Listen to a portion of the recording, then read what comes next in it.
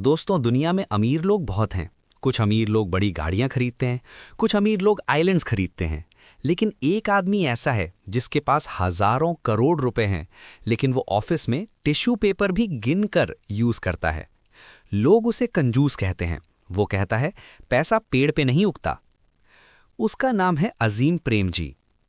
आज हम विप्रो को एक आईटी कंपनी मानते हैं, लेकिन क्या आपको पता है विप्रो का फुल फॉर्म क्या था? Western India vegetable products limited. ये कंपनी कंप्यूटर नहीं बनाती थी, ये वनस्पति घी बनाती थी, ये साबुन बनाती थी। एक तेल बेचने वाला आदमी बिल गेट्स और स्टीव जॉब्स से कैसे compete करने लगा? ये कहानी शुरू होती है एक इंसल्ट से।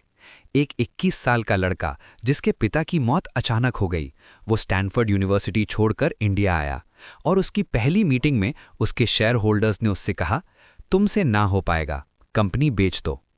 उस लड़के ने उस दिन कुछ नहीं बोला, लेकिन अगले 50 सालों में उसने विप्रो को इतना बड़ा बना दिया कि वही शेयर होल्डर्स अरबपति बन गए। आज हम डीकोड करेंगे द प्रेमजी प्रोटोकॉल। 1. कैसे एक कमोडिटी बिजनेस से हाईटेक बिजनेस में शिफ्ट किया जाए। 2. कैसे ऑनेस्टी यानी ईमानदारी सबसे बड़ी बिजनेस स्ट्रैटेजी है। 3. और कैसे गिविंग बैक यानी दान ही असली सक्सेस है। अगर आपको लगता है कि बिजनेस में सफल होने के लिए चालाक होना पड़ता है, झूठ बोलना पड़ता है, तो ये वीडियो आपकी आंखें खोल देगा। Grab your coffee, let's learn from the master of integrity. Part 1, the accidental CEO. कहानी शुरू होती है 1966 में। Azim Premji Stanford university USA में इंजीनियरिंग पढ़ रहे थे। लाइफ सेट थी। तभी फोन बजा। इंडिया से खबर आई, उनके पिता एमएच प्रेमजी गुजर गए। अजीम सिर्फ 21 साल के थे। उन्हें अपनी पढ़ाई बीच में छोड़कर वापस आना पड़ा। कहाँ?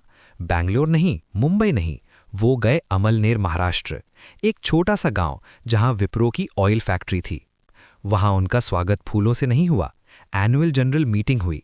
बड़े बड़े शेयर होल्डर्स और डायरेक्टर्स बैठे थे। उन्होंने अजीम को देखा, एक पतला सा लड़का जिसको बिजनेस का बी भी नहीं आता। एक शेयर होल्डर खड़ा हुआ और बोला, मिस्टर प्रेमजी, आप अभी बच्चे हैं, आपके पास एक्सपीरियंस नहीं है, आप कंपनी को डुबा देंगे। मेरी मानिए, अपने शेयर्स बेच दीजिए और वापस पढ़ाई करने चले जाइए। मैनेजमेंट हमें दे दीजिए। इमेजिन करो, पब्लिक मीटिंग में आपकी बेइज्जती हो रही है। अजीम प्रेमजी गुस्सा हो सकते थे, चिल्ला सकते थे, लेकिन उन्होंने शांति से कहा, मैं कहीं नहीं जा रहा, मैं सीखूंगा और मैं इस कंपनी को चलाऊंगा। यहां आता है lesson number 1, resilience in silence. उन्होंने बोलकर जवाब नहीं दिया, उन्होंने काम करके जवाब दिया। वो फैक्ट्री में गए, तेल कैसे बनता है, किसान से मूंगफली कैसे खरीदते हैं, ट्रक कैसे लोड होता है, उन्होंने सब सीखा। उन्होंने देखा कि ऑयल बिजनेस में मार्जिन बहुत कम है, 1-2%। अगर आपको पैसा बनाना है तो आपको एफिशिएंसी लानी पड़ेगी, एक एक बूंद तेल बचाना पड़ेगा। यहां से उनकी फ्रुगैलिटी की आदत शुरू हुई। Not because he was greedy, but because survival depended on it. Part 2, the vacuum strategy. IBM leaves India. 1977 आया। इंडिया की पॉलिटिक्स बदल रही थी। इंडस्ट्री मिनिस्टर जॉर्ज फर्नांडिस ने कहा कि फॉरेन कंपनीज को इंडिया छोड़ना पड़ेगा अगर वो ओनरशिप शेयर नहीं करेंगी। आईबीएम, जो कंप्यूटर की दुनिया का राजा था, ने कहा कि हम ओनरशिप शेयर नहीं करेंगे, और आईबीएम ने अपना बोलिया बिस्तर बांधा और इंडिया से चला गया। अचानक इंडिया के कंप्यूटर मार्केट में वैक्यूम यानी खाली जगह आ गया। कोई कंप्यूटर बेचने वाला नहीं था। शिव नादर ने एचसीएल देखा, जैसा हमने पिछले वीडियो में बात की, लेकिन अजीम प्रेमजी ने भी देखा। लोगों ने कहा, अजीम, तुम तेल बेचते हो, तुम्हें कंप्यूटर का क्या पता? अजीम ने कहा, मुझे कंप्यूटर का नहीं पता, लेकिन मुझे धंधा पता है। यहां आता है lesson number 2, hire people smarter than you. Shiv Nadar engineer थे, वो खुद कंप्यूटर बना सकते थे। अजीम प्रेमजी बिजनेसमैन थे। उन्होंने क्या किया? उन्होंने आईआईएससी से बेस्ट ब्रेन्स को हायर किया।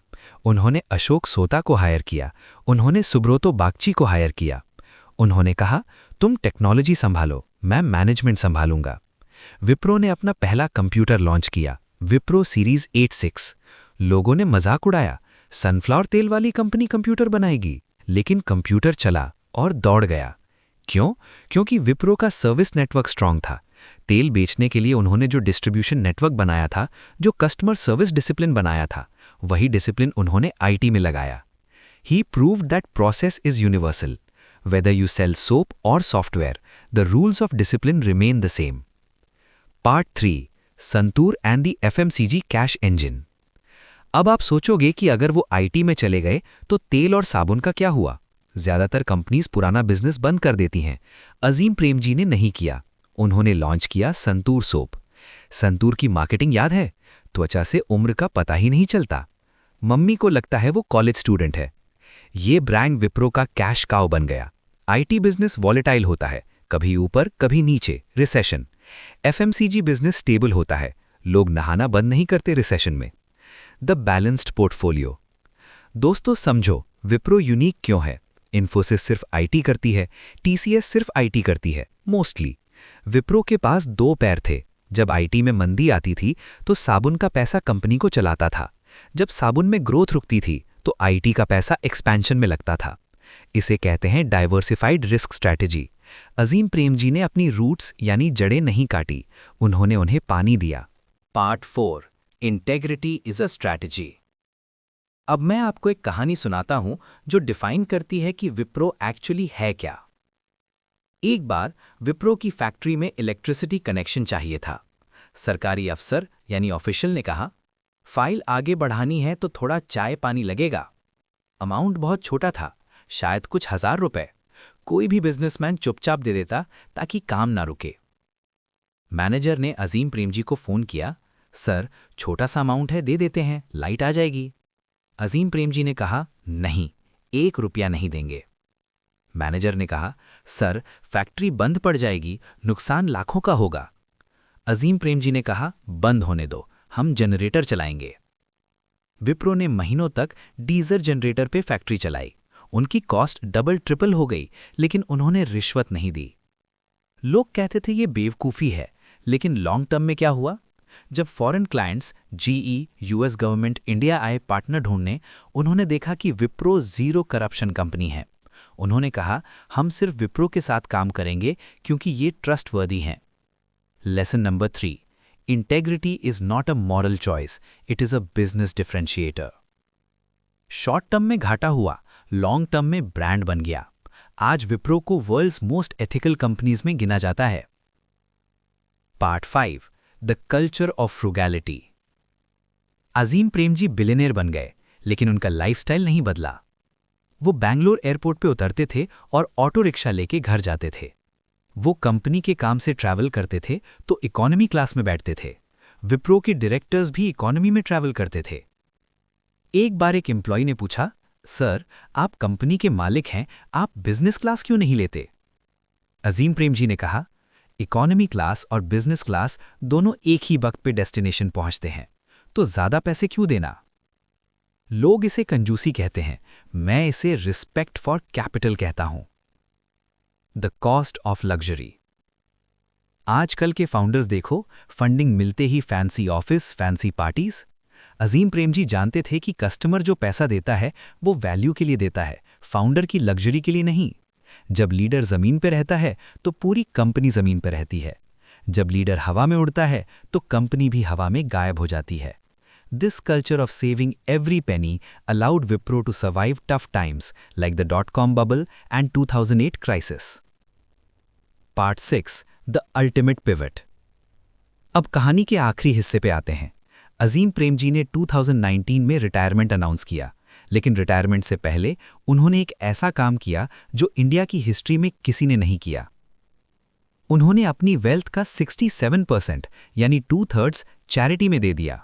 अमाउंट $21 बिलियन यानी 1.45 लाख करोड़ रुपए। ये नंबर इतना बड़ा है कि आप गिन भी नहीं सकते। उन्होंने अजीम प्रेमजी फाउंडेशन बनाया। ये फाउंडेशन स्कूल बनाता है, टीचर्स को ट्रेन करता है, गांव-गांव में जाकर एजुकेशन सुधारता है। उन्होंने कहा, मैं सिर्फ इस दौलत का ट्रस्टी हूं, केयर टेकर हूं। ये दौलत समाज, सोसाइटी की है और समाज को वापस मिलनी चाहिए। वो चाहते तो अपने बेटों के लिए सब छोड़ सकते थे, लेकिन उन्होंने देश के लिए छोड़ा। इसलिए मैं कहता हूं, वो सिर्फ बिजनेसमैन नहीं है, वो एक सेंट हैं। Conclusion, the Premji algorithm. तो दोस्तों, इस 1 घंटे की जर्नी से हमें क्या सीखने को मिलता है? 1. रिजिलियंस।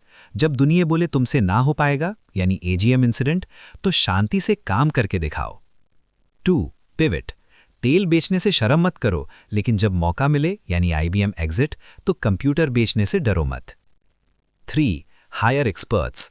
अगर आपको टेक नहीं आता तो टेक एक्सपर्ट्स को हायर करो, ईगो मत रखो। 4. Integrity pays. रिश्वत मत दो, शॉर्ट टर्म पेन होगा लेकिन लॉन्ग टर्म गेन मिलेगा। 5. सिंप्लिसिटी। हवा में मत उड़ो, इकोनॉमी क्लास में ट्रैवल करने से आपकी वैल्यू कम नहीं होती बल्कि बढ़ती है। अजीम प्रेमजी ने हमें सिखाया कि सिंपल लिविंग हाई थिंकिंग सिर्फ एक कहावत नहीं है, ये एक बिलियनर बनने का रास्ता है। तो अगली बार जब आप संतूर साबुन यूज करो या विप्रो का बल्ब जलाओ, तो याद रखना उस 21 साल के लड़के को जिसने हार नहीं मानी।